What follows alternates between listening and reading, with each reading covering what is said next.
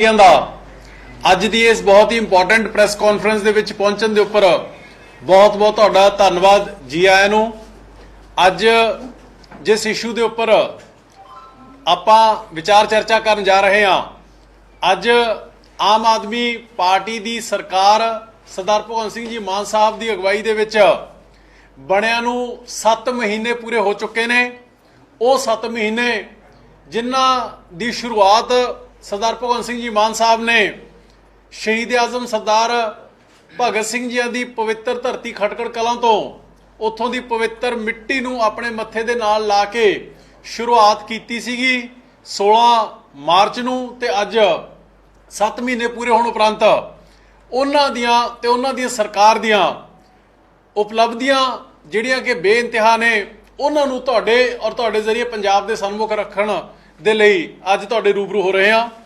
ਸਾਥੀਓ, ਪਿਛਲੇ 70 ਸਾਲਾਂ ਦੇ ਵਿੱਚ ਜੋ ਹੋਇਆ ਉਹ ਕਿਸੇ ਤੋਂ ਲੁਕਿਆ ਨਹੀਂ ਹੋਇਆ ਹੈਗਾ ਤੇ ਉਸ ਦਾ ਖਮਿਆਜ਼ਾ ਵੱਡੀਆਂ ਰਵਾਇਤੀ ਪਾਰਟੀਆਂ ਤੇ ਵੱਡੇ ਵੱਡੇ ਧੁਰੰਦਰ ਜਿਹੜੇ ਆਪਣੇ ਆਪ ਨੂੰ ਪੰਜਾਬ ਦਾ ਰਹਿਬਰ ਕਿਹਾ ਕਰਦੇ ਸੀਗੇ, ਚਾਹੇ ਉਹ ਅਕਾਲੀ ਦਲ ਦੇ ਸੀ, ਕਾਂਗਰਸ ਦੇ ਸੀ, ਬੀਜੇਪੀ ਦੇ ਸੀ। ਜਿਸ ਤਰੀਕੇ ਦੇ ਨਾਲ ਪੰਜਾਬ ਦੇ ਲੋਕਾਂ ਨੂੰ ਉਹਨਾਂ ਨੂੰ ਧੂੜ ਚਟਾ ਦਿੱਤੀ ਉਹਨਾਂ ਧੁਰੰਦਰਾਂ ਨੂੰ, उस तो बाद मान साहब की पारी की शुरुआत हुई तो अज यह पहली बारी हो रहा है कि 7 महीनों के विच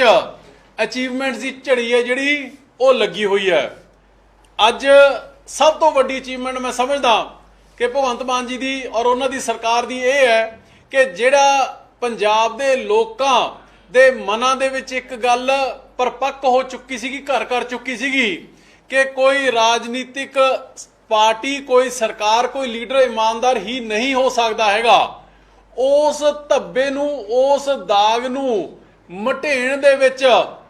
भगवंत मान जी और उन्हां दी सरकार 100% कामयाब हुई है। ये पहली बारी होया है कि एंटी करप्शन हैल्पलाइन दी एक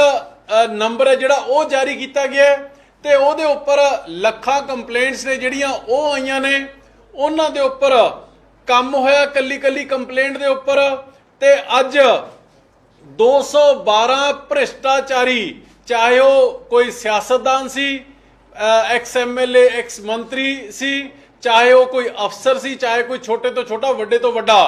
ਜਿਹੜਾ ਵੀ ਕੋਈ ਭ੍ਰਿਸ਼ਟਾਚਾਰੀ ਜਿਹੜੇ ਪੰਜਾਬ ਦੇ ਹੱਕਾਂ ਦੇ ਉੱਪਰ ਡਾਕਾ ਮਾਰਨ ਦੀ ਕੋਸ਼ਿਸ਼ ਕੀਤੀ, ਲੋਕਾਂ ਨੂੰ ਲੁੱਟਣ ਕੀਤੀ, ਉਹ ਅੱਜ 212 ਤੋਂ ਵੀ ਵੱਧ ਨੇ ਜਿਹੜੇ ਉਹ ਪੰਜਾਬ ਦੇ ਜੇਲ੍ਹਾਂ ਦੀਆਂ ਹਵਾ ਜਿਹੜੀਆਂ ਉਹ ਖਾ ਰਹੇ ਨੇ। ਇਸੇ ਤਰੀਕੇ ਦੇ ਨਾਲ ਸਾਥੀਓ, ਪਿਛਲੇ 70 ਸਾਲਾਂ ਦੇ ਵਿੱਚ ਪੰਜਾਬ ਦੇ ਲੋਕਾਂ ਨੇ ਇਹ ਤਾਂ ਦੇਖਿਆ ਸੁਣਿਆ ਹੋਵੇਗਾ ਕਿ ਲੀਡਰ ਕਿਸ ਤਰੀਕੇ ਦੇ ਨਾਲ ਲੋਕਾਂ ਦੇ ਪੈਸੇ ਦੇ ਨਾਲ ਸਰਕਾਰ ਦੇ ਖਜ਼ਾਨੇ ਨੂੰ ਲੁੱਟ ਕੇ ਆਪ ਦਾ ਘਰ ਭਰਦੇ ਨੇ। पर इन्हां 7 महीनों के विच भगवंत मान जी की सरकार के तहत ये पहली बारी होया कि लीडरां दीयां जेबां दे विचों पैसा कढ के पंजाब के खजाने दे विच जमा कराया गया होवे। तुहाडे याद होएगा, एक एमएलए एक पेंशन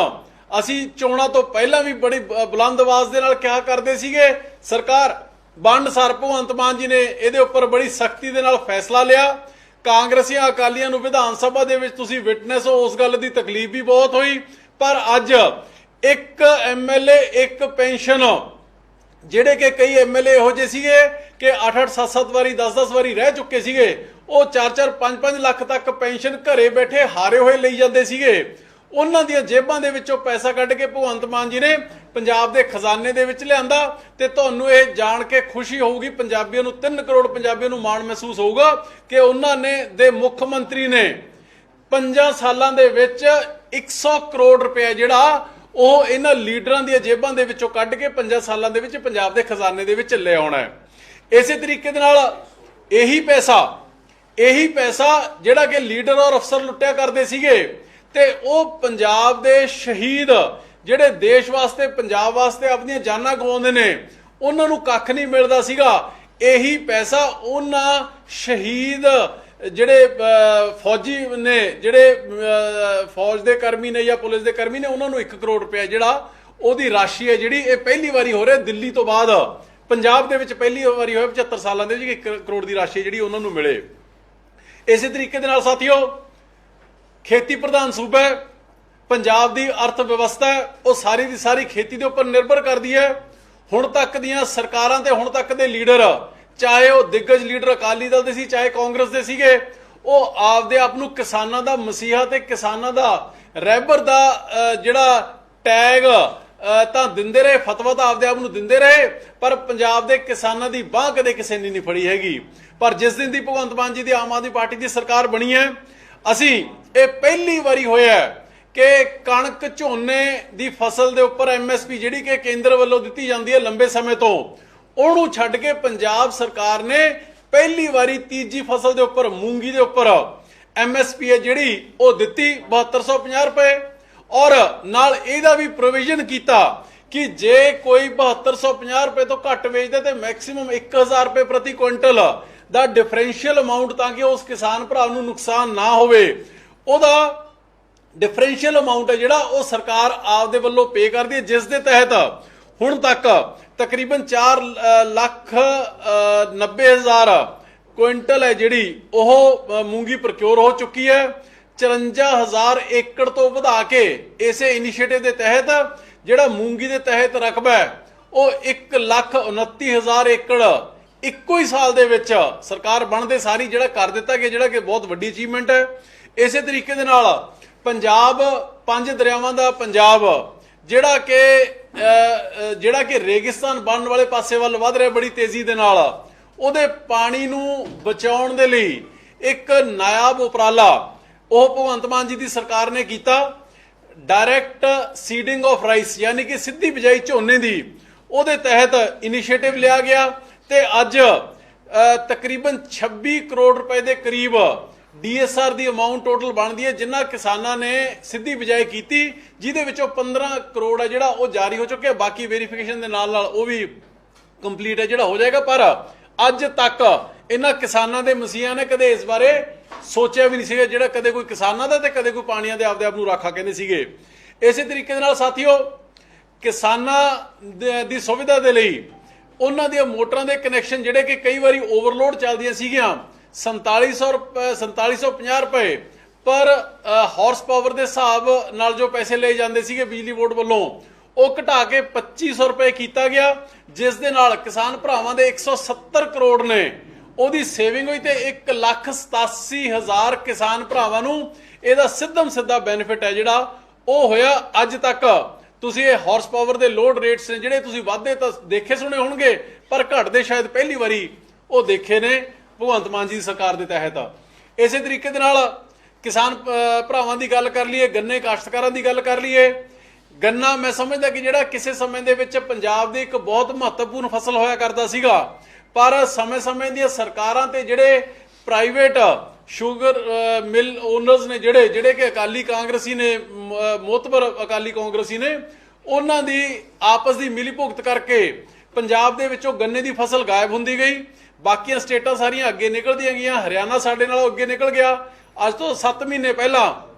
पंजाब दे जिहड़े रेट सीगे गन्ने दे शुगर केन दे वो घट सीगे, पर अज ये दसदे होए खुशी हुंदी है कि भगवंत मान जी दी सरकार ने 380 रुपए प्रति क्विंटल जिहड़ा कि अज दी तारीख दे विच पूरे देश दे विच पूरे मुल्क दे विच सब तो वध रेट जे किते है तो पंजाब दे विच है। भगवंत मान जी दी सरकार दा एक बेहद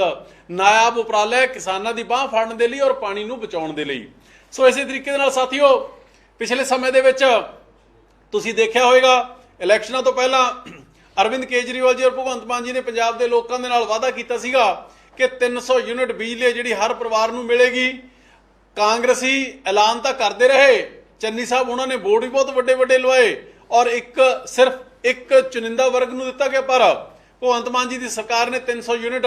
बिजली है जिहड़ी हर महीने यानी कि 600 यूनिट हर बिलिंग साइकिल दे विच दित्ती है, इररिस्पैक्टिव ऑफ कास्ट रिलीजन दित्ती है। और इहदे नाल इन्हां गर्मी दे महीनों के भी तकरीबन 50 लाख प्लस परिवारों नूं उहदा बेनीफिट होया ते आउण वाले समय दे विच सर्दियों के महीनों के विच यह बेनीफिट है जिहड़ा ये 72 लाख कंज्यूमर्स दे विचों 60 लाख कंज्यूमर्स नूं भी वध बेनीफिट है जिहड़ा वो होण जा रहा है। ये एक बेहद मैं समझदा कि नायाब उपराला भगवंत मान जी की सरकार का पंजाब के हरेक आम घर नूं देण दे लई। साथियों ਨੌਕਰੀਆਂ ਤੋਂ ਬਿਨਾਂ ਕਿਸੇ ਸਟੇਟ ਦਾ ਕੰਮ ਨਹੀਂ ਚੱਲ ਸਕਦਾ, ਸਟੇਟ ਔਰ ਸਮਾਜ ਉਹਦੇ ਬਿਨਾਂ ਰਿਵਾਈਵ ਨਹੀਂ ਹੋ ਸਕਦਾ। ਲੰਬੇ ਸਮੇਂ ਤੋਂ ਆਪਾਂ ਦੇਖਦੇ ਆਏ ਕਿ ਜਦੋਂ ਚੋਣਾਂ ਸਿਰ ਤੇ ਨੇ ਉਦੋਂ ਸਰਕਾਰਾਂ ਨੇ ਜਿਹੜੀਆਂ 3-4 ਮਹੀਨੇ ਪਹਿਲਾਂ ਜਾਂ 6 ਮਹੀਨੇ ਪਹਿਲਾਂ ਮੈਕਸਿਮਮ ਪ੍ਰੋਸੈਸ ਸ਼ੁਰੂ ਕਰਦੀਆਂ ਸੀਗੀਆਂ ਤੇ ਫਿਰ ਐਂਡ ਦੇ ਵਿੱਚ ਆ ਕੇ ਚੋਣਾਂ ਦੇ ਨੇੜੇ ਆ ਕੇ ਇੰਨੀ ਤੱਥ ਪੜੱਤੀ ਦੇ ਵਿੱਚ ਕੰਮ ਕੀਤਾ ਜਾਂਦਾ ਸੀਗਾ ਕਿ ਨਾ ਤਾਂ ਉਹ ਪ੍ਰੋਸੈਸ ਨੌਕਰੀਆਂ ਦੇਣ ਦਾ ਸਿਰੇ ਚੜ੍ਹਦਾ ਸੀਗਾ, ਔਰ ਜੇ ਚੜ੍ਹਦਾ ਵੀ ਸੀਗਾ ਤਾਂ ਹਾਈ ਕੋਰਟ ਦੇ ਵਿੱਚ ਕਿਉਂਕਿ ਕਾਹਲੀ 'ਚ ਕੰਮ ਕਰਦੇ ਸੀਗੇ, ਪਹਿਲੇ 4.5 ਸਾਲ ਸੁੱਤੇ ਰਹਿੰਦੇ ਸੀਗੇ, ਉਹ 6 ਮਹੀਨਿਆਂ ਦੇ ਵਿੱਚ ਇੰਨੀ ਕਾਹਲੀ ਦੇ ਵਿੱਚ ਕੰਮ ਕਰਦੇ ਸੀਗੇ ਕਿ ਉਹ ਕਿਤੇ ਨਾ ਕਿਤੇ ਹਾਈ ਕੋਰਟ ਦੇ ਵਿੱਚ ਜਾ ਕੇ ਸਟੇ ਹੋ ਜਾਂਦਾ ਸੀਗਾ। ਪਹਿਲੀ ਵਾਰੀ ਪੰਜਾਬ ਦੇ ਇਤਿਹਾਸ ਦੇ ਵਿੱਚ ਇਹ ਹੋ ਰਿਹਾ ਹੈ ਕਿ ਕੋਈ ਸਰਕਾਰ, ਆਮ ਆਦਮੀ ਪਾਰਟੀ ਦੀ ਸਰਕਾਰ ਨੇ ਪਹਿਲੇ ਦਿਨ ਤੋਂ ਆਪਣੇ ਵਾਅਦੇ ਮੁਤਾਬਕ ਇਹਦੇ ਉੱਪਰ ਕੰਮ ਸ਼ੁਰੂ ਕੀਤਾ ਔਰ ਕੱਚੇ ਮੁਲਾਜ਼ਮਾਂ ਨੂੰ ਪੱਕੇ ਕਰਨ ਦਾ ਪ੍ਰੋਸੈਸ ਹੈ ਜਿਹੜਾ ਉਹ 8736 ਦੀ ਨੋਟੀਫਿਕੇਸ਼ਨ ਹੈ ਜਿਹੜੀ ਉਹਨਾਂ ਨੂੰ ਪੱਕੇ ਕਰਨ ਦੀ ਉਹ ਹੋ ਚੁੱਕੀ ਹੈ, ਪ੍ਰੋਸੈਸ ਚੱਲ ਰਿਹਾ ਤੇ ਆਉਣ ਵਾਲੇ ਦਿਨਾਂ ਦੇ ਵਿੱਚ ਬੜੀ ਜਲਦੀ ਹੀ ਇਹਨਾਂ 8736 ਕੱਚੇ EMPLOYEES ਨੇ ਜਿਹੜੇ ਇਹਨਾਂ ਨੂੰ ਪੱਕੇ ਕਰਨ ਦਾ ਕੰਮ ਹੈ ਜਿਹੜਾ ਉਹ ਭਗਵੰਤ ਮਾਨ ਜੀ ਦੀ ਸਰਕਾਰ ਉਹ ਕਰ ਲਏਗੀ। ਇਸੇ ਤਰੀਕੇ ਦੇ ਨਾਲ ਨਵੀਆਂ ਨੌਕਰੀਆਂ 18,543 ਅਪਾਇੰਟਮੈਂਟ ਲੈਟਰਸ ਨੇ ਸਾਥੀਓ, ਉਹ ਹੁਣ ਤੱਕ ਪੰਜਾਬ ਦੇ ਮਾਣਯੋਗ ਮੁੱਖ ਮੰਤਰੀ ਭਗਵੰਤ ਮਾਨ ਜੀ ਉਹ ਦੇ ਚੁੱਕੇ ਨੇ। ਇਹ ਪ੍ਰੋਸੈਸ ਹੈ ਜਿਹੜਾ ਅੱਗੇ ਇਹ ਪ੍ਰੋਸੈਸ ਹੋਰ ਤੇਜ਼ ਹੋਏਗਾ ਔਰ ਇਹ ਪਹਿਲੀ ਵਾਰੀ ਹੋ ਰਿਹਾ ਹੈ ਕਿ ਪਹਿਲੇ ਦਿਨ ਤੋਂ ਨੌਕਰੀਆਂ ਦੇਣ ਦਾ ਕੰਮ ਹੈ ਜਿਹੜਾ, ਨਵੀਆਂ ਨੌਕਰੀਆਂ ਦੇਣ ਦਾ ਕੰਮ ਹੈ ਜਿਹੜਾ ਉਹ ਕੋਈ ਸਰਕਾਰ ਨੇ ਕਿਸੇ ਨੇ ਕੀਤਾ ਹੋਵੇ। ਹੈਲਥ ਐਜੂਕੇਸ਼ਨ ਸਾਡਾ ਕੋਰ ਫੋਕਸ ਏਰੀਆਜ਼ ਨੇ ਆਮ ਆਦਮੀ ਪਾਰਟੀ ਦੇ। ਪਹਿਲੀ ਵਾਰੀ ਹੋ ਰਿਹਾ ਹੈ ਕਿ ਮੁਹੱਲਾ ਕਲੀਨਿਕ, ਜਿਹਨੂੰ Aam Aadmi party clinic, Aam Aadmi clinic ਕਹਿੰਦੇ ਆ ਪੰਜਾਬ ਦੇ ਵਿੱਚ, ਉਹ 100 ਦੀ ਸ਼ੁਰੂਆਤ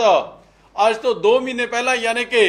15 ਅਗਸਤ ਨੂੰ ਕੀਤੀ ਗਈ ਸੀਗੀ ਤੇ ਮੈਨੂੰ ਪੰਜਾਬ ਦੇ ਲੋਕਾਂ ਨੂੰ ਇਹ ਦੱਸਦੇ ਹੋਏ ਖੁਸ਼ੀ ਔਰ ਮਾਣ ਮਹਿਸੂਸ ਹੋ ਰਿਹਾ ਹੈ ਕਿ ਇਹਨਾਂ 2 ਮਹੀਨਿਆਂ ਦੇ ਵਿੱਚ ਹੀ ਇਹਨਾਂ 100 ਆਮ ਆਦਮੀ ਕਲੀਨਿਕਸ ਦੇ ਵਿੱਚੋਂ ਤਕਰੀਬਨ 4 ਲੱਖ ਲੋਕਾਂ ਦਾ ਇਲਾਜ ਹੈ ਜਿਹੜਾ ਟਰਸ਼ਰੀ ਕੇਅਰ ਆਫ ਹੈਲਥ ਹੈ ਜਿਹੜੀ ਉਹ ਦਿੱਤੀ ਜਾ ਚੁੱਕੀ ਹੈ, ਜਿਹੜਾ ਕਿ ਆਪਣੇ ਆਪ ਦੇ ਵਿੱਚ ਇੱਕ ਰਿਕਾਰਡ ਹੈ। ਇਸੇ ਤਰੀਕੇ ਨਾਲ ਸਾਥੀਓ ਆਪਾਂ ਇਨਵੈਸਟਮੈਂਟਸ ਦੀ ਗੱਲ ਕਰ ਲਈਏ। ਇਨਵੈਸਟਮੈਂਟ ਤੋਂ ਬਿਨਾ, ਇੰਡਸਟਰੀ ਤੋਂ ਬਿਨਾ ਕਿਸੇ ਵੀ ਸਟੇਟ ਦੀ ਇਕਨੋਮੀ ਜਿਹੜੀ ਉਹ ਚੱਲ ਨਹੀਂ ਸਕਦੀ ਹੈਗੀ। ਤੁਸੀਂ ਦੇਖਿਆ ਪਿਛਲੇ ਦਿਨਾਂ ਦੇ ਵਿੱਚ ਕਿ ਵੱਡੇ ਪੱਧਰ ਦੇ ਉੱਪਰ ਇਕੱਲੇ ਪੰਜਾਬ ਦੇ ਵਿੱਚ ਹੀ ਨਹੀਂ, ਪੂਰੇ ਦੇਸ਼ ਦੇ ਵਿੱਚ ਔਰ ਵਿਦੇਸ਼ ਦੇ ਵਿੱਚ ਭਗਵੰਤ ਮਾਨ ਜੀ ਨੇ ਖੁਦ ਆਪ ਇਨੀਸ਼ੀਏਟਿਵ ਲਿਆ। ਵੱਡੀਆਂ ਵੱਡੀਆਂ ਕੰਪਨੀਆਂ ਨੇ ਜਿਹੜੀਆਂ ਉਹਨਾਂ ਨੂੰ ਜਾ ਕੇ ਪ੍ਰੇਰਿਤ ਕੀਤਾ ਕਿ ਪੰਜਾਬ ਦੇ ਵਿੱਚ ਆ ਕੇ ਇਨਵੈਸਟਮੈਂਟ ਕਰੋ। ਇੱਕ ਇਮਾਨਦਾਰ ਸਰਕਾਰ ਅੱਜ ਪੰਜਾਬ ਦੇ ਵਿੱਚ ਸਥਾਪਿਤ ਹੈ ਤੇ ਉਹਦੇ ਸਦਕਾ ਤਕਰੀਬਨ 21,000 ਕਰੋੜ ਦੀ ਇਨਵੈਸਟਮੈਂਟਸ ਹੈ ਜਿਹੜੀਆਂ ਉਹ ਪੰਜਾਬ ਦੇ ਵਿੱਚ ਆ ਰਹੀਆਂ ਨੇ। ਬੜੀ ਜਲਦੀ ਹੀ 93,000 ਨੌਜਵਾਨ ਮੁੰਡੇ ਕੁੜੀਆਂ ਨੂੰ ਉਹ ਤੋਂ ਨੌਕਰੀ ਮਿਲੇਗੀ ਤੇ ਇੱਕ ਟਾਟਾ ਸਟੀਲ ਵੱਲੋਂ ਦੇਸ਼ ਦਾ ਦੂਜਾ ਸਭ ਤੋਂ ਵੱਡਾ ਪਲਾਂਟ ਹੈ ਜਿਹੜਾ ਸਟੀਲ ਦਾ 2600 ਕਰੋੜ ਦੀ ਇਨਵੈਸਟਮੈਂਟ ਦੇ ਨਾਲ ਉਹਦੇ ਨਾਲ MOU ਹੋ ਚੁੱਕਿਆ, ਐਗਰੀਮੈਂਟ ਹੋ ਚੁੱਕਿਆ ਤੇ ਪ੍ਰੋਸੈਸ ਬੜੀ ਜਲਦੀ ਹੀ ਸ਼ੇਪ ਅਪ ਕਰ ਜਾਏਗਾ ਪਲਾਂਟ ਉਹ, ਤੇ ਜਿਹਦੇ ਨਾਲ ਹਜ਼ਾਰਾਂ ਨੌਜਵਾਨ ਮੁੰਡੇ ਕੁੜੀਆਂ ਨੂੰ ਨੌਕਰੀ ਜਿਹੜੀ ਉਹ ਮਿਲਣੀ ਸ਼ੁਰੂ ਹੋਏਗੀ। ਸਾਥੀਓ ਸਪੋਰਟਸ, ਉਹ ਪੰਜਾਬ ਜਿਹੜਾ ਕਿ ਆਪਦੀ ਜਵਾਨੀ ਦੇ ਲਈ, ਆਪਦੀ ਕਿਸਾਨੀ ਦੇ ਲਈ ਜਾਣਿਆ ਜਾਂਦਾ ਸੀਗਾ, ਪਰ ਸਮੇਂ-ਸਮੇਂ ਦੀਆਂ ਸਰਕਾਰਾਂ ਨੇ ਆਪਣੀਆਂ 70 ਸਾਲਾਂ ਦੇ ਰਾਜ ਭਾਗ ਦੇ ਵਿੱਚ ਖੇਡਾਂ ਨੂੰ ਵਿਸਾਰ ਦਿੱਤਾ ਤੇ ਪੰਜਾਬ ਜਿਹੜਾ ਕਿ ਸਭ ਤੋਂ ਮੋਹਰੀ ਹੁੰਦਾ ਸੀਗਾ ਖੇਡਾਂ ਦੇ ਵਿੱਚ, ਉਹ ਪਿੱਛੇ ਰਹਿ ਗਿਆ ਤੇ ਨਸ਼ੇ ਨੇ ਉਸ ਸਪੋਰਟਸ ਦੀ ਜਗ੍ਹਾ ਜਿਹੜੀ ਉਹ ਲੈ ਲਈ। ਮੈਨੂੰ ਇਹ ਦੱਸਦੇ ਹੋਏ ਖੁਸ਼ੀ ਹੋ ਰਹੀ ਹੈ ਕਿ ਖੇਡਾਂ ਵਤਨ ਪੰਜਾਬ ਦੀਆਂ 2022 ਦੇ ਨਾਮ ਦੇ ਉੱਪਰ ਖੇਡਾਂ ਨੂੰ, ਸਪੋਰਟਸ ਨੂੰ ਔਰ ਸਪੋਰਟਸ ਪਰਸਨ ਨੂੰ ਪ੍ਰਮੋਟ ਕਰਨ ਦਾ ਕੰਮ ਹੈ ਜਿਹੜਾ ਉਹ ਭਗਵੰਤ ਮਾਨ ਜੀ ਦੀ ਸਰਕਾਰ ਨੇ ਔਰ ਸਾਡੇ ਨੌਜਵਾਨ ਖੇਡ ਮੰਤਰੀ ਮੀਥੇਰ ਜੀ ਨੇ ਉਪਰਾਲਾ ਕਰਕੇ ਉਹ ਸ਼ੁਰੂਆਤ ਕੀਤੀ ਔਰ ਅੱਜ ਤਕਰੀਬਨ 1.5 ਮਹੀਨੇ ਤੋਂ ਵੱਧ ਦਾ ਸਮਾਂ ਹੋ ਗਿਆ ਹੈ। ਤਕਰੀਬਨ ਪੰਜਾਬ ਦੇ ਵਿੱਚੋਂ ਇਸ ਖੇਡਾਂ ਦੇ ਇਸ ਮਹਾਕੁੰਭ ਦੇ ਵਿੱਚ 3 ਲੱਖ ਨੌਜਵਾਨ ਮੁੰਡੇ ਕੁੜੀਆਂ ਨੇ, ਖਿਡਾਰੀਆਂ ਨੇ ਪਾਰਟਿਸਿਪੇਟ ਕਰਨਾ। ਇਹ ਐਡੀ ਵੱਡੀ ਪਾਰਟਿਸਿਪੇਸ਼ਨ ਅੱਜ ਤੱਕ ਪੰਜਾਬ ਦੇ ਲੋਕਾਂ ਨੇ ਕਦੇ ਖੇਡਾਂ ਦੇ ਫੀਲਡ ਦੇ ਵਿੱਚ ਦੇਖੀ ਨਹੀਂ ਹੈਗੀ। ਤੁਸੀਂ ਸੁਣਦੇ ਹੋਵੋਗੇ ਪਹਿਲਾਂ ਕਬੱਡੀ ਕੱਪ ਤਾਂ ਜ਼ਰੂਰ ਹੁੰਦੇ ਸੀਗੇ ਪਰ ਕਬੱਡੀ ਉਸ ਘੱਟ ਦਿਖਦੀ ਸੀਗੀ ਤੇ ਬਾਲੀਵੁੱਡ ਸਟਾਰਾਂ ਦੇ ਠੁਮਕੇ ਨੇ ਜਿਹੜੇ ਉਹ ਵੱਧ ਦਿਖਦੇ ਸੀਗੇ। ਸੋ ਇਸ ਕਰਕੇ ਮੈਂ ਔਰ ਪੰਜਾਬ ਦੇ ਖਜ਼ਾਨੇ ਦੇ ਵਿੱਚ ਉਹਨਾਂ ਨੂੰ ਕਰੋੜਾਂ ਲੁਟਾ ਦਿੱਤਾ ਜਾਂਦਾ ਸੀਗਾ, 5-5 6-6 ਕਰੋੜ ਰੁਪਇਆ ਇੱਕ ਐਕਟਰ ਐਕਟਰਨੀਆਂ ਨੂੰ ਦੇ ਦਿੱਤਾ ਜਾਂਦਾ ਸੀਗਾ, ਸਟਾਰਸ ਨੂੰ ਦੇ ਦਿੱਤਾ ਜਾਂਦਾ ਸੀਗਾ। ਤੇ ਤੁਹਾਨੂੰ ਇਹ ਜਾਣ ਕੇ ਖੁਸ਼ੀ ਹੋਏਗੀ ਕਿ ਉਹੀ 6 ਕਰੋੜ ਦੇ ਇਨਾਮ ਨੇ ਜਿਹੜੇ ਉਹ ਭਗਵੰਤ ਮਾਨ ਜੀ ਦੀ ਸਰਕਾਰ ਖੇਡਾਂ ਵਤਨ ਪੰਜਾਬ ਦੇ ਜ਼ਰੀਏ ਪੰਜਾਬ ਦੇ ਨੌਜਵਾਨ ਖਿਡਾਰੀ ਮੁੰਡੇ ਕੁੜੀਆਂ ਨੂੰ ਹੈ ਜਿਹੜੀ ਉਹ ਦੇਣ ਜਾ ਰਹੀ ਹੈ। ਸੋ ਸਾਥੀਓ, ਇਹ ਪੰਜਾਬ ਦੀ ਜਵਾਨੀ ਨੂੰ ਬਚਾਉਣ ਦਾ ਇੱਕ ਬਹੁਤ ਬਿਹਤਰੀਨ ਉਪਰਾਲਾ ਹੈ। ਇਸੇ ਤਰੀਕੇ ਦੇ ਨਾਲ 70 ਸਾਲਾਂ ਦੇ ਵਿੱਚ ਜੋ ਨਹੀਂ ਹੋਇਆ, ਪਹਿਲੀ ਵਾਰੀ ਹੋ ਰਿਹਾ ਹੈ ਕਿ ਕਾਮਨਵੈਲਥ ਗੇਮਸ ਦੇ ਵਿੱਚ ਪਾਰਟਿਸਿਪੇਟ ਕਰਨ ਵਾਲਿਆਂ ਨੂੰ, ਉਹਨਾਂ ਦੇ ਵਿੱਚ ਹਿੱਸਾ ਲੈਣ ਵਾਲਿਆਂ ਨੂੰ ਮੈਡਲ ਜਿੱਤੋ ਨਾ ਜਿੱਤੋ ਮੈਟਰ ਨਹੀਂ ਕਰਦਾ, ਪਰ 6 ਪਾਰਟਿਸਪੈਂਟ ਸਾਡੇ ਪੰਜਾਬ ਦੇ ਇਹੋ ਜਿਹੇ ਸੀਗੇ ਕਿ ਜਿਨ੍ਹਾਂ ਦੀ ਕੋਈ ਬਾਹ ਨਹੀਂ ਫੜਦਾ ਸੀਗਾ ਤੇ ਉਹ ਮਾਯੂਸ ਹੋ ਕੇ ਘਰੇ ਆ ਬੈਠਦੇ ਸੀਗੇ। ਉਹਨਾਂ ਨੂੰ 5-5 ਲੱਖ ਰੁਪਇਆ ਦੇਣ ਦਾ ਕੰਮ ਹੈ ਜਿਹੜਾ ਉਹ ਭਗਵੰਤ ਮਾਨ ਜੀ ਨੇ ਉਹਨਾਂ ਦੀ ਹੌਸਲਾ ਅਫਜ਼ਾਈ ਵਾਸਤੇ ਕੀਤਾ। ਮੈਂ ਸਮਝਦਾ ਕਿ ਇੱਕ ਬਹੁਤ ਵਧੀਆ ਔਰ ਵੱਡਾ ਇਨੀਸ਼ੀਏਟਿਵ ਹੈ ਨੌਜਵਾਨ ਮੁੰਡੇ ਕੁੜੀਆਂ ਨੂੰ ਖੇਡਾਂ ਦੇ ਵਿੱਚ ਪ੍ਰੇਰਿਤ ਕਰਨ ਦੇ ਲਈ। ਸਾਥੀਓ, ਪਿਛਲੇ ਲੰਬੇ ਸਮੇਂ ਦੇ ਵਿੱਚ ਚਾਹੇ ਕਾਂਗਰਸ ਦੀ ਸਰਕਾਰ ਰਹੀ ਤੇ ਚਾਹੇ ਉਹ ਤੋਂ ਪਹਿਲਾਂ 10 ਸਾਲ ਅਕਾਲੀਆਂ ਦੀ ਸਰਕਾਰ ਰਹੀ, ਟਰਾਂਸਪੋਰਟ ਮਾਫੀਆ ਸਿਰ ਚੜ੍ਹ ਕੇ ਬੋਲਦਾ ਸੀਗਾ। ਬੜੀ ਵਾਰ ਵਿਧਾਨ ਸਭਾ ਦੇ ਵਿੱਚ ਵੀ ਮਸਲਾ ਉੱਠਿਆ ਕਿ ਜਿਹੜੀਆਂ ਵੋਲਵੋ ਜਾਂ ਮਰਸੀਡੀਜ਼ ਬੱਸਾਂ ਨੇ ਪੰਜਾਬ ਦੇ ਵਿੱਚੋਂ ਚੱਲਦੀਆਂ ਨੇ ਦਿੱਲੀ 에ਅਰਪੋਰਟ ਨੂੰ, ਉਹ ਪ੍ਰਾਈਵੇਟਾਂ ਨੂੰ, ਜਿਹੜੇ ਕਿ ਵੱਡੇ ਘਰਾਣੇ ਦੀਆਂ ਟਰਾਂਸਪੋਰਟਾਂ ਨੇ, ਉਹਨਾਂ ਨੂੰ ਫਾਇਦਾ ਦੇਣ ਦੇ ਲਈ ਪੰਜਾਬ ਰੋਡਵੇਜ਼ ਦੀਆਂ PRTC ਦੀਆਂ ਆਪਣੀਆਂ ਬੱਸਿਸ ਨੇ, ਉਹਨਾਂ ਨੂੰ ਮੰਦਹਾਲੀ ਦੇ ਵੱਲ ਧੱਕਿਆ ਜਾਂਦਾ ਸੀਗਾ, ਉਹਨਾਂ ਨੂੰ ਨਹੀਂ ਚਲਾਇਆ ਜਾਂਦਾ ਸੀਗਾ। ਇਹਨਾਂ ਰੂਟਾਂ ਦੇ ਉੱਪਰ ਬਣਦੇ ਸਾਰ ਹੀ ਭਗਵੰਤ ਮਾਨ ਜੀ ਦੀ ਸਰਕਾਰ ਜਿਸ ਦਿਨ ਬਣੀ ਉਸ ਦਿਨ ਤੋਂ ਇਹਦੇ ਉੱਪਰ ਕੰਮ ਸ਼ੁਰੂ ਹੋਇਆ ਤੇ ਅੱਜ ਪੰਜਾਬ ਦੇ ਵੱਖ-ਵੱਖ ਸ਼ਹਿਰਾਂ ਤੋਂ ਦਿੱਲੀ 에ਅਰਪੋਰਟ ਨੂੰ ਪ੍ਰਾਈਵੇਟ ਬੱਸਾਂ ਤੋਂ ਵੀ ਆਲਮੋਸਟ ਅੱਧੇ ਨਾਲੋਂ ਵੀ ਘੱਟ ਕਿਰਾਏ ਦੇ ਉੱਪਰ ਸਰਕਾਰੀ ਬੱਸਾਂ ਨੇ ਜਿਹੜੀਆਂ ਉਹ ਚੱਲ ਰਹੀਆਂ ਨੇ। ਇਸੇ ਤਰੀਕੇ ਦੇ ਨਾਲ ਸਰਕਾਰੀ ਪ੍ਰਾਈਵੇਟ ਸਰਕਾਰੀ ਵੱਡਿਆਂ ਘਰਾਣੀਆਂ ਦੀਆਂ ਅਕਾਲੀਆਂ ਕਾਂਗਰਸੀਆਂ ਦੀਆਂ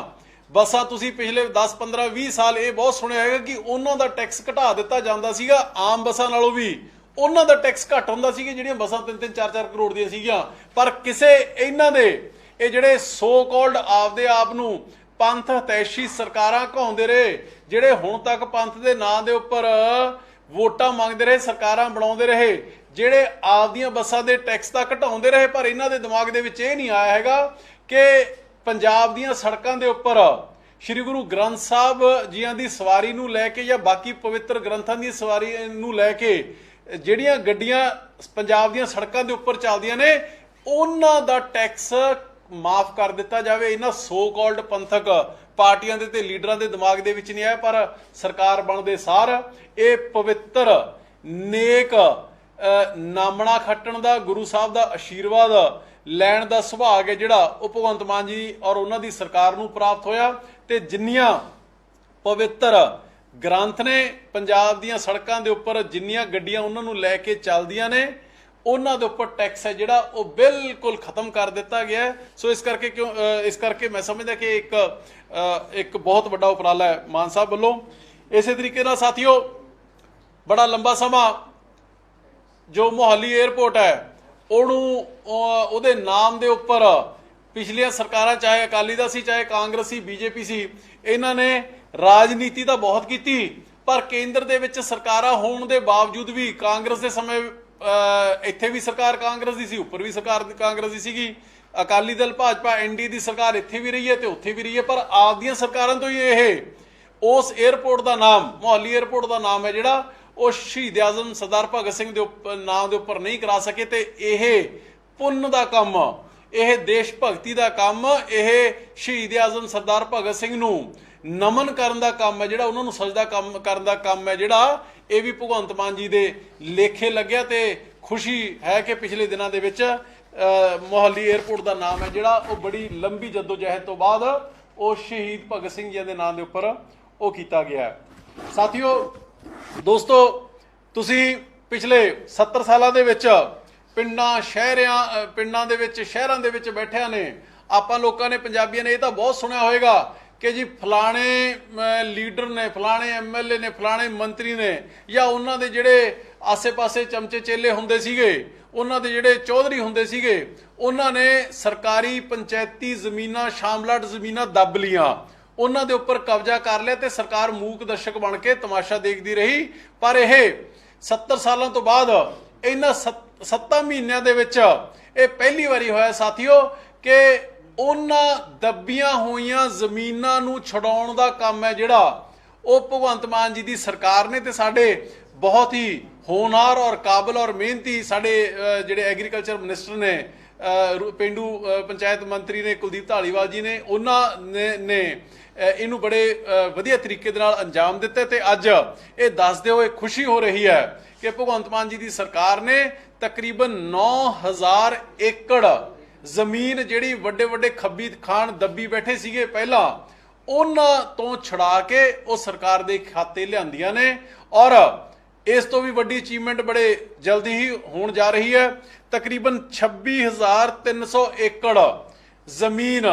ਜਿਨ੍ਹਾਂ ਦੀ ਕਿ ਕੀਮਤ ਤਕਰੀਬਨ 9200 ਕਰੋੜ ਹੈ, ਜਿਹੜੀ ਕਿ ਅੱਜ ਤੱਕ ਸਰਕਾਰਾਂ ਦੇ ਪੰਚਾਇਤਾਂ ਦੇ ਮਹਿਕਮਿਆਂ ਦੇ ਖਾਤਿਆਂ ਦੇ ਵਿੱਚ ਹੀ ਨਹੀਂ ਸੀਗੀ ਵੀ ਉਹ ਜ਼ਮੀਨ ਹੈ ਕਿੱਥੇ, ਜ਼ਮੀਨ ਬੋਲਦੀ ਕਿੱਥੇ ਹੈ। ਉਹਦੀ ਆਇਡੈਂਟੀਫਿਕੇਸ਼ਨ ਹੈ ਜਿਹੜੀ ਉਹ ਭਗਵੰਤ ਮਾਨ ਜੀ ਦੀ ਸਰਕਾਰ ਕਰ ਚੁੱਕੀ ਹੈ ਤੇ ਉਹਨਾਂ ਨੂੰ ਵੀ ਜਲਦੀ ਹੀ ਪ੍ਰੋਸੈਸ ਦੇ ਵਿੱਚ ਲਿਆ ਕੇ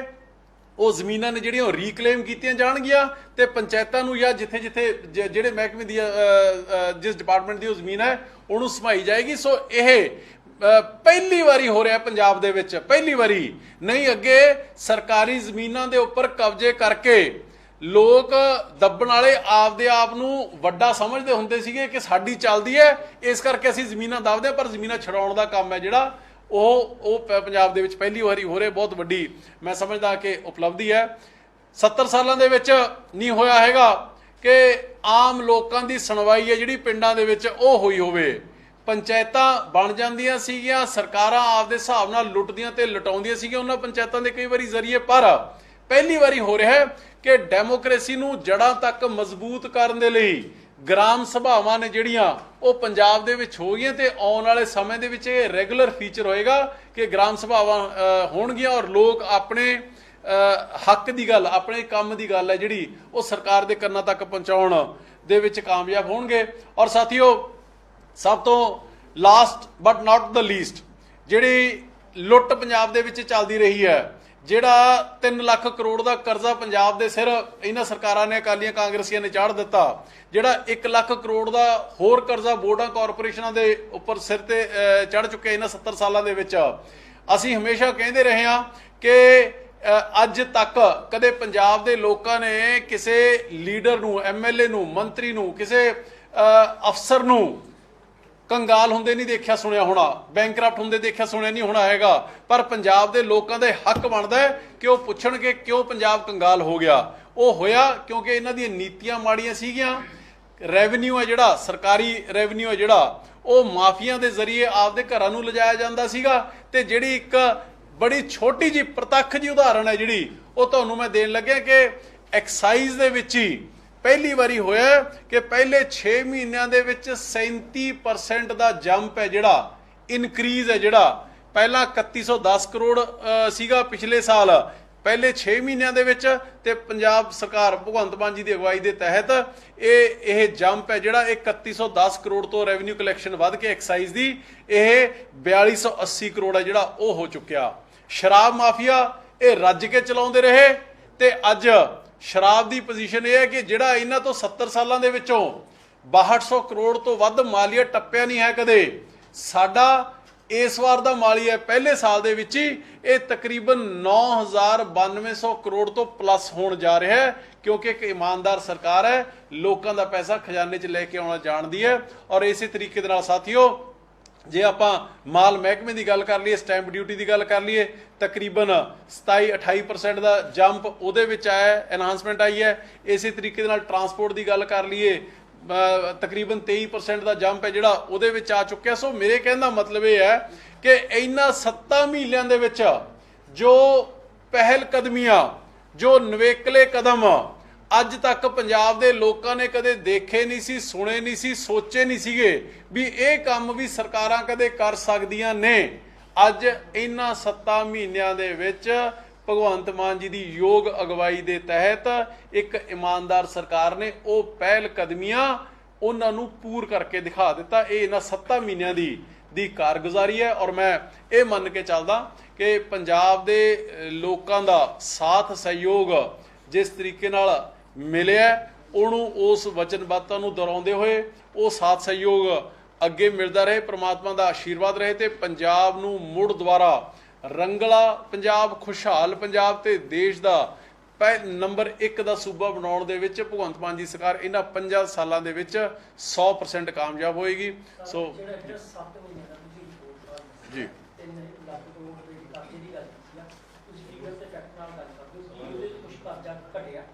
देखो इस तरह है कि डेफिनेटली कर्जा ਜਿਹੜਾ ਉਹ ਘਟਿਆ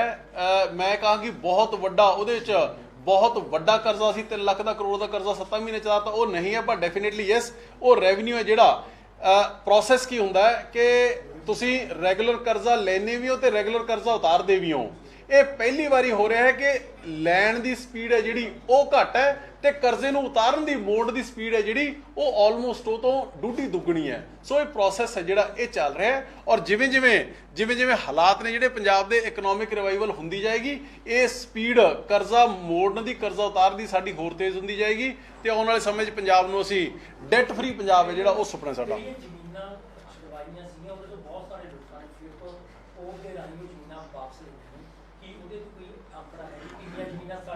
देखो इस तरह है देखो भाई साहब इस तरह है कि तुसी ये मान के चलो कि एक चंगी शुरुआत है जी हुई है ਉਹਦੇ ਵਿੱਚ ਜਾ ਕੇ ਜੇ ਸਪੋਜ਼ ਜਿਵੇਂ 9000 ਏਕੜ ਦੀ ਕਹਿ ਰਹੇ ਜੇ ਕਿਤੇ ਕੋਈ 100 250 ਏਕੜ ਦੇ ਵਿੱਚ ਜਾ ਕੇ ਜੇ ਕਿਸੇ ਨੇ ਮੁੜ ਕੇ ਔਰ ਖਾਸ ਤੌਰ ਤੇ ਮੈਂ ਕਈ ਥਾਵਾਂ ਤੇ ਤਾਂ ਇਹ ਦੇਖਿਆ ਕਿ ਕਈ ਲੀਡਰ ਹੀ ਇਸ ਗੱਲ ਨੂੰ ਅਪੋਜ਼ ਕਰ ਰਹੇ ਨੇ ਕਿ ਜ਼ਮੀਨਾਂ ਛੜਾ ਕੇ ਰਹੇ ਹੋ ਉਹ ਭਾਈ ਤੁਸੀਂ ਸੋਸਾਇਟੀ ਨੂੰ ਲੀਡ ਕਰਦੇ ਹੋ ਮਾੜੀ ਮੋਟੀ ਸ਼ਰਮ ਕਰੋ ਜੇ ਜਾ ਕੇ ਤੁਸੀਂ ਜ਼ਮੀਨਾਂ ਦੇ ਕਬਜ਼ੇ ਕਰਾਓਗੇ ਤੇ ਫਿਰ ਇਸ ਤੋਂ ਤਾਂ ਮਾੜਾ ਕੰਮ ਕੋਈ ਪੰਜਾਬ ਦੇ ਲਈ ਹੋ ਨਹੀਂ ਸਕਦਾ ਹੈਗਾ ਸੋ ਇਸ ਕਰਕੇ ਇਹੋ ਜਿਹੀ ਕੋਈ ਹੋ ਸਕਦਾ ਇੱਕਾ ਦੁੱਕਾ ਘਟਨਾ ਹੋਵੇ ਪਰ ਬਹੁਤ ਗਿਣਤੀ ਨੇ ਜਿਹੜੇ ਉਹ ਲੋਕ ਸਮਝ ਚੁੱਕੇ ਨੇ ਜਾਗ ਚੁੱਕੇ ਨੇ ਤੇ ਆਪਦੀ ਜ਼ਿੰਮੇਵਾਰੀ ਦਾ ਅਹਿਸਾਸ ਜਿਹੜਾ ਉਹ ਕਰ ਰਹੇ ਨੇ ਜੇ ਕੋਈ ਇਸ ਤਰੀਕੇ ਦੇ ਨਾਲ ਕਿਸੇ ਨੇ ਦੁਬਾਰਾ ਉਹਨੂੰ ਰੀਕਲੇਮ ਕਰਨ ਦੀ ਕੋਸ਼ਿਸ਼ ਕੀਤੀ ਹੈ ਧੱਕੇ ਦੇ ਨਾਲ ਕਬਜ਼ਾ ਕਰਨ ਦੀ ਕੋਸ਼ਿਸ਼ ਕੀਤੀ ਸਰਕਾਰ ਔਰ ਮਹਿਕਮਾ ਪੂਰੀ ਸਖਤ ਕਾਰਵਾਈ ਕਰ ਰਿਹਾ ਉਹਦੇ ਉੱਤੇ ਅਮਨ ਜੀ ਤੁਸੀਂ ਦੱਸਿਆ ਕਿ ਆਮ ਆਦਮੀ ਪਾਰਟੀ ਸਰਕਾਰ ਪਹਿਲੇ ਦਿਨ ਤੋਂ ਕੰਮ ਕਰ ਰਹੀ ਹੈ ਨੋ ਡਾਊਟ ਐਪਰੀਸ਼ੀਏਟ ਕਰਨ ਵਾਲੀ ਚੀਜ਼ ਹੈ ਪਰ ਦੇਖੀਏ ਤਾਂ ਇਹ ਵੀ ਇੱਕ ਵਾਰ ਐਗਜ਼ਾਮਪਲ ਪਹਿਲੀ ਵਾਰ ਸੈੱਟ ਹੋਈ ਕਿਉਂਕਿ ਸਰਕਾਰ ਬਣਦੇ ਹੀ ਪੰਜਾਬ 'ਚ ਇੰਨੇ ਰੋਸ ਪ੍ਰਦਰਸ਼ਨ ਹੋ ਰਹੇ ਨੇ ਪ੍ਰੋਟੈਸਟ ਹੋ ਰਹੇ ਨੇ ਲਾਠੀ ਚਾਰਜ ਹੋ ਰਹੇ ਨੇ ਗੱਲ ਕਰੀਏ ਤਾਂ ਸੰਗਰੂਰ ਦੇ ਵਿੱਚ ਪੱਕਾ ਮੋਰਚਾ ਲੱਗ ਚੁੱਕਾ ਜੀਰਾ ਫੈਕਟਰੀ ਦੇ ਬਾਹਰ ਪੱਕਾ ਮੋਰਚਾ ਲੱਗਿਆ ਹੋਇਆ ਉੱਥੇ ਸਰਕਾਰ ਕੁਝ ਨਹੀਂ ਕਰ ਪਾ ਰਹੀ ਦੇਖੋ ਕੀ ਕਰੀਏ ਉਸ ਦੇ ਵਿੱਚ ਤੁਸੀਂ ਮੈਨੂੰ ਸਮਝਾਓ ਜਿਹੜਾ ਜਿਸ ਦਿਨ ਇਹ ਉਹਨਾਂ ਨੇ ਪੱਕਾ ਮੋਰਚਾ ਅਨਾਉਂਸ ਕੀਤਾ ਉਸ ਤੋਂ 3 ਦਿਨ ਪਹਿਲਾਂ ਪੂਰੇ 2 ਦਿਨ ਲਗਾਤਾਰ 2 ਦਿਨ ਭਗਵੰਤ ਮਾਨ ਜੀ ਖੁਦ ਆਪਦੇ ਮੰਤਰੀਆਂ ਦੇ ਨਾਲ ਆਪਦੇ ਅਫਸਰਾਂ ਦੇ ਨਾਲ ਪੂਰੀ ਦੀ ਪੂਰੀ ਸਰਕਾਰ ਹੈ ਜਿਹੜੀ ਉਹ ਕਿਸਾਨ ਜਥੇਬੰਦੀਆਂ ਦੇ ਨਾਲ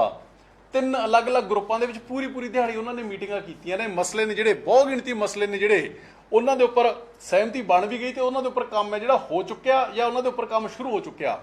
ਹੁਣ ਮੈਨੂੰ ਇਹ ਸਮਝ ਨਹੀਂ ਆਉਂਦੀ ਹੈਗੀ ਕਿ ਜੇ ਗੱਲਬਾਤ ਕਰਕੇ ਵੀ ਧਰਨੇ ਲਾਉਣੇ ਨੇ ਤੇ ਫਿਰ ਉਹਦਾ ਫਾਇਦਾ ਕੀ ਹੈ ਧਰਨਿਆਂ ਨਾਲ ਤਾਂ ਮਸਲਾ ਹੱਲ ਨਹੀਂ ਹੋਣਾ ਹੈਗਾ ਧਰਨਿਆਂ ਨਾਲ ਸਿਰਫ ਔਰ ਸਿਰਫ ਪੰਜਾਬ ਦਾ ਨੁਕਸਾਨ ਹੋ ਰਿਹਾ ਹੈ ਤੁਸੀਂ ਜਿੰਨੇ ਮਸਲੇ ਨੇ ਪਹਿਲਾਂ ਮੁੱਖ ਮੰਤਰੀ ਨੂੰ ਤਾਂ ਛੱਡੋ ਮੰਤਰੀ ਨੂੰ ਮਿਲਣ ਦੇ ਲਈ ਕਿਸਾਨ ਵੀਰਾਂ ਦੀ ਜਾਂ ਮੁਲਾਜ਼ਮ ਜਥੇਬੰਦੀਆਂ ਦੀ ਉਹਨਾਂ ਨੂੰ ਵਿਚਾਰਿਆਂ ਨੂੰ ਸਾਲਾਂ ਬੱਧੀ ਸਮਾਂ ਲੱਗ ਜਾਂਦਾ ਸੀਗਾ ਇੱਥੇ ਇੱਕ ਕਾਲ ਦਿੰਦੇ ਨੇ ਤੇ ਨਾਲ ਦੀ ਨਾਲ ਮੁੱਖ ਮੰਤਰੀ ਤੋਂ ਸਮਾਂ ਮਿਲ ਜਾਂਦਾ ਡਿਸਕਸ਼ਨ ਸ਼ੁਰੂ ਹੋ ਜਾਂਦੀ ਹੈ ਸੋ ਮੇਰੇ ਕਹਿਣ ਦਾ ਮਤਲਬ ਇਹ ਹੈ ਮੇਰੇ ਨਾਲ ਸਾਰੇ ਕਿਸਾਨ ਵੀਰਾਂ ਨੂੰ ਹੱਥ ਬੰਨ੍ਹ ਕੇ ਬੇਨਤੀ ਹੈ ਕਿ ਪੰਜਾਬ ਨੂੰ ਮੁੜ ਦੁਆਰਾ ਰੰਗਲਾ ਪੰਜਾਬ ਬਣਾਉਣ ਦੀ ਜ਼ਿੰਮੇਵਾਰੀ ਇਕੱਲੇ ਭਗਵੰਤ ਮਾਨ ਜੀ ਦੀ ਨਹੀਂ ਹੈਗੀ ਜਾਂ ਅਮਨ ਅਰੋੜਾ ਜਾਂ ਪੰਜਾਬ ਸਰਕਾਰ ਦੀ ਨਹੀਂ ਆਮ ਆਦਮੀ ਪਾਰਟੀ ਦੀ ਨਹੀਂ ਹੈਗੀ ਆਪਣੀ ਸਾਰਿਆਂ ਦੀ ਹੈ ਔਰ ਸਭ ਤੋਂ ਵੱਡਾ ਉਸ 'ਚ ਕੰਟਰੀਬਿਊਟ ਜੇ ਕੋਈ ਕਰ ਸਕਦਾ ਤਾਂ ਉਹ ਜਿਹੜੇ ਕਿਸਾਨ ਸਾਥੀ ਨੇ ਉਹ ਕਰ ਸਕਦੇ ਨੇ ਸੋ ਇਸ ਕਰਕੇ ਕੋਈ ਆਪਦੀ ਮਰਜ਼ੀ ਦੇ ਨਾਲ ਧਰਨੇ ਲਾ ਰਿਹਾ ਔਰ ਨੌਨ ਇਸ਼ੂਜ਼ ਦੇ ਉੱਪਰ ਲਾ ਰਿਹਾ ਤਾਂ ਉਹਦਾ ਤਾਂ ਦੇਖੋ ਅਸੀਂ ਕੁਝ ਕਰ ਨਹੀਂ ਸਕਦੇ ਅਸੀਂ ਤਾਂ ਸਿਰਫ ਔਰ ਸਿਰਫ ਉਹਨਾਂ ਨਾਲ ਡਾਇਲੋਗ ਕਰ ਸਕਦੇ ਹਾਂ ਜਿਹੜੇ ਉਹਨਾਂ ਦੇ ਮੁੱਦੇ ਮਸਲੇ ਹੱਲ ਹੋਣ ਵਾਲੇ ਹੈਗੇ ਉਹਨਾਂ ਦੇ ਉੱਪਰ ਕੰਮ ਹੈ ਜਿਹੜਾ ਉਹ ਕਰ ਸਕਦੇ ਹਾਂ ਪਰ ਸਿਰਫ ਪ੍ਰੋਟੈਸਟ ਕਰਨ ਦੇ ਲਈ ਪ੍ਰੋਟੈਸਟ ਹੈ ਜਿਹੜਾ ਉਹ ਪੰਜਾਬ ਦੇ ਮੇਰੇ ਕਿਸਾਨ ਵੀਰ ਜਾਂ ਬਾਕੀ ਸਾਥੀ ਨੂੰ ਨਾ ਕਰਨ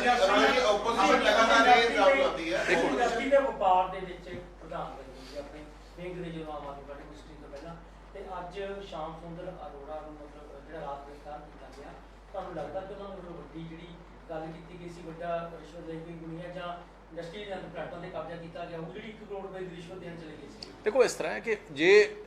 ਕੁਝ ਕੀਤਾ ਹੀ ਨਹੀਂ ਸੀਗਾ ਫਿਰ ਕਰੋੜ ਰੁਪਏ ਦੇਣ ਕਾਹਨੂੰ ਗਏ ਮੌਕੇ ਤੇ ਫੜੇ ਗਏ 50 ਲੱਖ ਰੁਪਏ ਕੋਲੋਂ ਰਿਕਵਰ ਹੋ ਗਿਆ ਇਸ ਤੋਂ ਵੱਡਾ ਸਬੂਤ ਹੋਰ ਕੀ ਚਾਹੀਦਾ ਜੀ ਆਹ ਵੀ ਪਹਿਲੀ ਵਾਰੀ ਹੋ ਰਿਹਾ ਹੈ ਕਿ ਕੋਈ ਮੰਤਰੀ ਵਿਜੀਲੈਂਸ ਵਾਲਿਆਂ ਨੂੰ ਪੈਸੇ ਦੇਣ ਗਿਆ ਹੋਵੇ ਤੇ ਮੌਕੇ ਤੇ ਫੜਿਆ ਗਿਆ ਹੋਵੇ ਇਹ ਵੀ ਪਹਿਲਾਂ 70 ਸਾਲਾਂ 'ਚ ਪਹਿਲੀ ਵਾਰੀ ਹੋ ਰਿਹਾ ਹੈ ਸੋ ਇਸ ਕਰਕੇ ਇੱਕ ਚੰਗੇ ਪਾਸੇ ਨੂੰ ਮੋੜ ਹੈ ਜਿਹੜਾ ਪੰਜਾਬ ਦੇ ਵਿੱਚ ਉਹ ਪੈ ਚੁੱਕਿਆ ਸੋ ਮੇਰੇ ਕਹਿਣ ਦਾ ਮਤਲਬ ਹੈ ਕਿ ਸਾਡੀ ਨੀਅਤ ਸਾਡੀ ਇੰਟੈਂਸ਼ਨ ਸਾਡੀ ਮਨਸ਼ਾ ਸਾਡੀ ਸੋਚ ਉਹ ਬੜੀ ਸਾਫ਼ ਹੈ ਬੜੀ ਸਪਸ਼ਟ ਹੈ ਔਰ ਇੱਕੋ ਹੀ ਹੈ ਕਿ ਪੰਜਾਬ ਨੂੰ ਮੁੜ ਦੁਆਰਾ ਖੁਸ਼ਹਾਲ ਕਰਨ ਲੱਗਣਾ ਹੌਲੀ ਇਕੱਲੇ 7 ਮਹੀਨੇ ਦੇ ਵਿੱਚ ਜਿਹੜੇ ਪਿਛਲੀ ਸਰਕਾਰ ਦੇ ਮੰਤਰੀਆਂ ਦਾ ਕਾਰਜਕਾਲ ਰਿਹਾ ਸੀ ਉਸ ਨੂੰ ਲੈ ਕੇ ਇਨਵੈਸਟੀਗੇਸ਼ਨਾਂ ਦਾ ਸਿਲਸਿਲਾ ਵੀ ਸ਼ੁਰੂ ਹੋਇਆ ਸੀ। ਟਰਾਂਸਪੋਰਟ ਡਿਪਾਰਟਮੈਂਟ ਦੀ ਗੱਲ ਕਰੀਏ, ਸਿੰਚਾਈ ਘੁਟਾਲੇ ਦੀ ਗੱਲ ਕਰੀਏ, ਆਹ ਜਿਹੜੀਆਂ ਜਾਂਚਾਂ ਨੇ ਇਹ ਕਿੱਥੇ ਤੱਕ ਪਹੁੰਚੀਆਂ ਨੇ? ਕਿਉਂਕਿ ਇੱਕ ਮੰਤਰੀ ਜਿਹੜੇ ਪਹਿਲੇ ਵਿਜੀਲੈਂਸ ਦੇ ਰਡਾਰ ਸੀ ਉਹ ਦੇਖੋ ਇਸ ਤਰ੍ਹਾਂ ਹੈ ਕਿ ਅਸੀਂ ਵਿੰਡਿਕਟਿਵ ਹੋ ਕੇ ਕੰਮ ਨਹੀਂ ਕਰਦੇ, ਅਸੀਂ ਸਿਆਸੀ ਬਦਲਾਖੋਰੀ ਦੇ ਤਹਿਤ ਕੰਮ ਨਹੀਂ ਕਰਦੇ ਹੈਗੇ। ਅਸੀਂ ਜਿਹੜੀ ਲੁੱਟ ਖਸੁੱਟ ਪੰਜਾਬ ਦੀ ਹੋਈ ਹੈ ਉਹਦੇ ਜਦੋਂ ਫੈਕਟਸ ਐਂਡ ਫਿਗਰਸ, ਉਹਦੇ ਤੱਥ ਜਦੋਂ ਸਰਕਾਰ ਦੇ ਸਾਹਮਣੇ ਆਉਂਦੇ ਨੇ ਤਾਂ ਉਹਦੀ ਇਨਕੁਆਇਰੀ ਮਾਰਕ ਹੁੰਦੀ ਹੈ, ਉਹਦੀ ਇਨਵੈਸਟੀਗੇਸ਼ਨ ਹੁੰਦੀ ਹੈ। ਜਦੋਂ ਪ੍ਰੋਪਰ ਇਨਵੈਸਟੀਗੇਸ਼ਨ ਦੇ ਵਿੱਚ ਇਹ ਐਸਟੈਬਲਿਸ਼ ਹੋ ਜਾਂਦਾ ਕਿ ਇਹ ਪੰਜਾਬ ਦੀ ਲੁੱਟ ਖਸੁੱਟ ਹੋਈ ਹੈ ਤੇ ਫਿਰ ਵਿਜੀਲੈਂਸ ਦਾ ਕੰਮ ਸ਼ੁਰੂ ਹੁੰਦਾ ਹੈ ਤੇ ਫਿਰ ਉਹਦੇ ਉੱਪਰ ਲੀਗਲ ਪ੍ਰੋਸੈਸ ਹੈ ਜਿਹੜਾ ਇੱਥੇ ਲਾਅ ਆਫ ਲੈਂਡ ਹੈ ਜਿਹੜਾ ਉਹ ਪ੍ਰਵੇਲ ਕਰਦਾ ਜੀ। ਹੁਣ ਤੁਸੀਂ 7 ਮਹੀਨਿਆਂ ਦੇ ਵਿੱਚ ਇਹ ਨਹੀਂ ਸੁਣਿਆ ਹੈਗਾ ਕਿ ਕੋਈ ਬਦਲਾਖੋਰੀ ਦੇ ਤਹਿਤ ਕੋਈ ਪੂਰੇ ਪੰਜਾਬ ਦੇ ਵਿੱਚ ਕਿਤੇ ਇੱਕ FIR ਵੀ ਹੋਈ ਹੋਵੇ ਨਾ। ਹਾਂ, ਜਿਹੜੇ ਪੰਜਾਬ ਨੂੰ ਲੁੱਟਿਆ ਉਹ ਨਹੀਂ ਬਖਸ਼ਿਆ ਜਾਊਗਾ। ਸੋ ਇਸ ਕਰਕੇ ਇਹ ਪ੍ਰੋਸੈਸ ਉਹ ਯਾਰ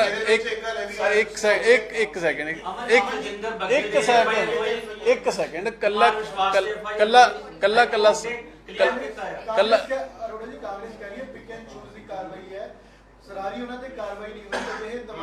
ਉਹਦੇ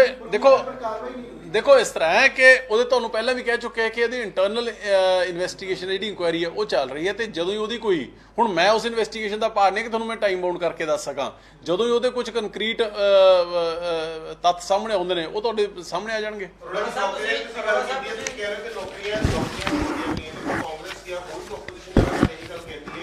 ਪੁਰਾਣੀਆਂ ਸਰਕਾਰਾਂ ਵੱਲੋਂ ਦਿੱਤੀਆਂ ਹੋਈਆਂ ਨੌਕਰੀਆਂ ਸਿਰਫ ਨਿਯੁਕਤੀ ਪੱਤਰ ਵੰਡੇ ਜਾ ਰਹੇ ਨੇ, ਨਵੀਂ ਕੋਈ ਨੌਕਰੀ ਦੇ ਨੋਟੀਫਿਕੇਸ਼ਨ ਨਹੀਂ ਜਾਰੀ ਕੀਤੀ ਜਾਏ। ਸੀਐਮ ਜੀ ਨੂੰ ਇਸ ਚੀਜ਼ ਨੂੰ ਪੂਰਨ ਤੌਰ ਤੇ ਚੈਲੰਜ ਕਰਦੇ, ਉਹਨਾਂ ਨੂੰ ਕਹੋ ਮੇਰੇ ਸਾਹਮਣੇ ਬੈਠਣ, ਆਮਣੇ ਸਾਹਮਣੇ ਡਿਬੇਟ ਕਰਾਂਗੇ, ਪਤਾ ਲੱਗ ਜੂਗਾ। ਮੈਂ ਲਿਸਟ ਪ੍ਰੋਪਰ ਲੈ ਕੇ ਆਇਆ, ਜਿਹੜੀਆਂ 18,657 ਦੀ ਆਪਾਂ ਗੱਲ ਕੀਤੀ ਹੈ ਉਹਦੀ ਲਿਸਟ ਮੇਰੇ ਕੋਲ ਬਕਾਇਦਾ ਹੈਗੀ ਇਕੱਲੇ ਡਿਪਾਰਟਮੈਂਟ ਦੀ। ਸੋ ਇਸ ਕਰਕੇ ਸਾਨੂੰ ਉਹਨਾਂ ਵਾਂਗੂ ਹਵਾਈ ਗੱਲਾਂ ਕਰਨ ਦੀ ਆਦਤ ਨਹੀਂ ਹੈਗੀ, ਅਸੀਂ ਫੈਕਟਸ ਦੇ ਉੱਪਰ ਗੱਲ ਕਰਦੇ ਹਾਂ। ਦੇਖੋ ਇਸ ਤਰ੍ਹਾਂ ਕਿ ਪੂਰੇ ਮੁਲਕ ਦੇ ਵਿੱਚ ਅੱਜ ਜਿਸ ਤਰੀਕੇ ਦੇ ਨਾਲ ਅਰਵਿੰਦ ਕੇਜਰੀਵਾਲ ਜੀ ਦੀਆਂ ਚੰਗੀਆਂ ਨੀਤੀਆਂ ਦੀ ਗੁੱਡ ਗਵਰਨੈਂਸ ਦਾ ਡੰਕਾ ਵੱਜ ਰਿਹਾ ਹੈ, ਜਿਸ ਤਰੀਕੇ ਦੇ ਨਾਲ ਗੁਜਰਾਤ ਦੇ ਵਿੱਚ ਭਾਜੜਾਂ ਬੀਜੇਪੀ ਨੂੰ ਪਈਆਂ ਹੋਈਆਂ ਨੇ, ਉਹਨਾਂ ਦਾ ਮਕਸਦ ਇੱਕੋ ਹੀ ਹੈ ਕਿ ਇਹਨਾਂ ਝੂਠੇ ਕੇਸਾਂ ਦੇ ਵਿੱਚ ਆਮ ਆਦਮੀ ਪਾਰਟੀ ਤੇ ਇਹਨਾਂ ਦੇ ਲੀਡਰਾਂ ਨੂੰ ਉਲਝਾ ਕੇ ਰੱਖੋ। ਇਹ ਕੰਮ ਪਹਿਲਾਂ ਸਤਿੰਦਰ ਜੈਨ ਜੀ ਨਾਲ ਕਰ ਚੁੱਕੇ, ਹੁਣ ਮਨੀਸ਼ ਜੀ ਨੂੰ ਸਮਨ ਕਰੀ ਜਾਂਦੇ ਨੇ। ਜਿਵੇਂ ਚੋਣਾਂ ਨੇੜੇ ਆਉਣਗੀਆਂ ਇਹ ਹੋਰ ਵਧਣਗੇ, ਪਰ ਡਰ ਉਹਨਾਂ ਨੂੰ ਹੁੰਦਾ ਜਿਨ੍ਹਾਂ ਨੇ ਕੋਈ ਗਲਤ ਕੰਮ ਕੀਤਾ ਹੋਵੇ, ਜਿਨ੍ਹਾਂ ਨੇ ਲੁੱਟ ਖਸੁੱਟ ਕੀਤੀ ਹੋਵੇ। ਨਾ ਕੋਈ ਗਲਤ ਕੰਮ ਕੀਤਾ, ਨਾ ਕੋਈ ਡਰ ਹੈ।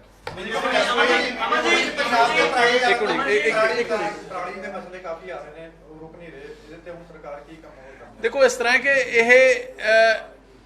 ਇਹ ਦੋ ਧਾਰੀ ਤਲਵਾਰ ਹੈ ਜੀ। ਅਸੀਂ ਸਰਕਾਰ